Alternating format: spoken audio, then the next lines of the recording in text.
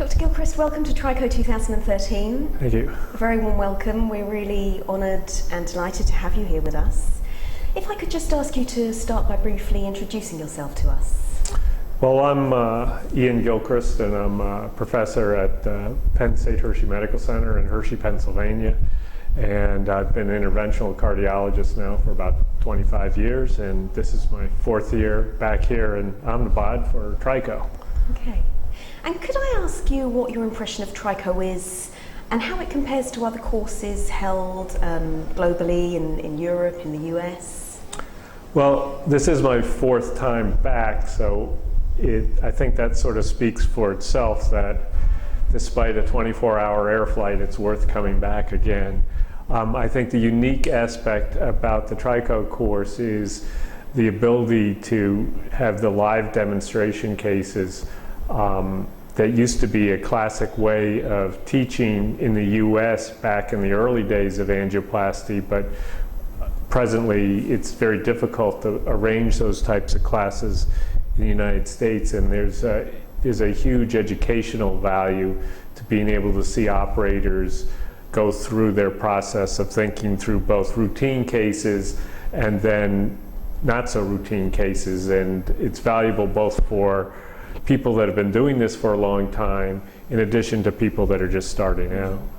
And Dr. Gilchrist, what's your impression of the techniques and the technologies being used here by Dr. Tejas Patel and his team here at Apex?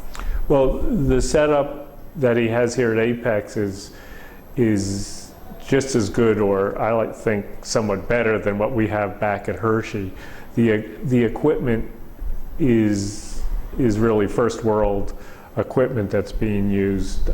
It's the type of devices and techniques that are applicable to any place. And while this is India, and some people, for instance, from the West may have certain preconceived ideas of what equipment might be used here, it's actually the same, if not more advanced equipment than what's available on many of the shelves back on the western side of the world. And a simulation lab has just been installed here within the Institute, which is the first of its kind in Asia.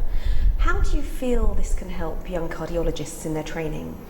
Well, I think simulation is the way of the future.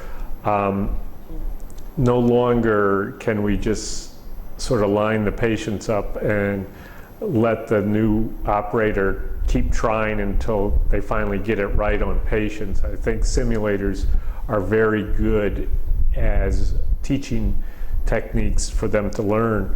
The other side to simulators is that you can also introduce other staff members from your cath lab to what exactly the physicians are doing. So, for instance, I've seen at one of the US hospitals where they have their nurses working on simulators and at the same time show the nurses what it's like to get a page or a phone call or an interruption in the middle of a case. Meanwhile, the simulator is throwing complications in. And so it's been used not only to teach new trainees how to do techniques, but also has allowed some cath labs to have their staff understand what's going through the minds of the physicians and help them understand each other's jobs. That's a very valuable point. Yeah, thank you for bringing that up. And finally, do you have any parting message for Trico?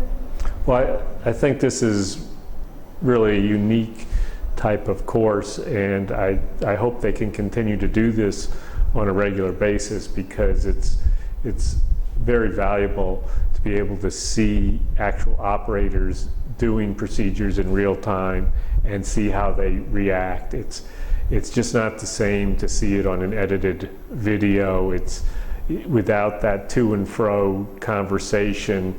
It's just not the same thing, and I hope that this can be continued on a regular basis.